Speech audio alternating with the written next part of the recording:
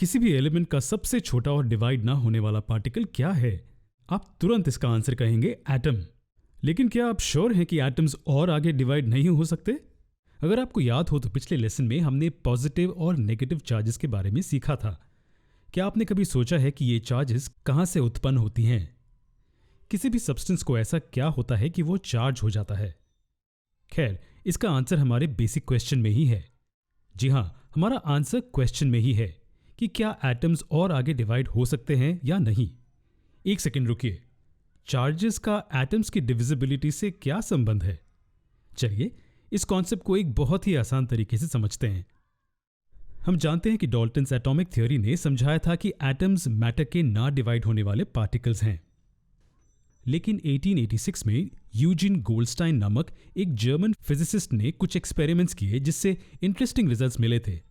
उन्होंने एक gas discharge tube में नए प्रकार के रेडिएशंस ढूंढे। वैसे एक डिस्चार्ज ट्यूब क्या है? जैसे कि हम यहां देख सकते हैं कि ये एक ग्लास ट्यूब है जो इलेक्ट्रोड से कनेक्टेड है। हम जानते हैं कि कैथोड पॉजिटिवली चार्ज होता है जबकि एनोड पर नेगेटिव चार्ज होता है।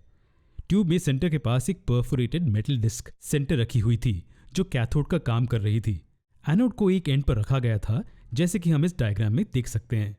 अब जब इस सेटअप में दोनों इलेक्ट्रोड्स के अक्रॉस एक बहुत ही हाई इलेक्ट्रिक पोटेंशियल लगाया गया तो गोल्डस्टीन ने ट्यूब के खाली स्पेस में तेज चमकने वाली रेज देखी। उन्होंने ये भी देखा कि रेज कैथोड के ऑपोजिट डायरेक्शन में बढ़ रही थी। तो इसका क्या मतलब है?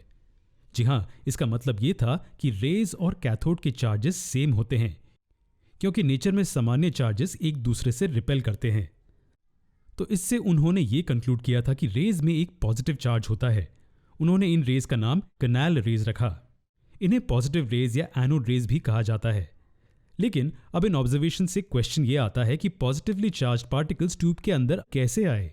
बहुत से साइंटिस्ट ने कई हाइपोथेसिस आगे रखे जो चार्जेस से संबंधित कॉन्सेप्ट को समझाते थे।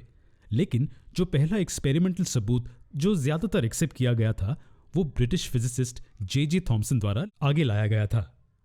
अगले लेसन में चलिए समझते हैं कि थॉमसन अपने हाइपोथेसिस के बारे में क्या कहना चाहते थे।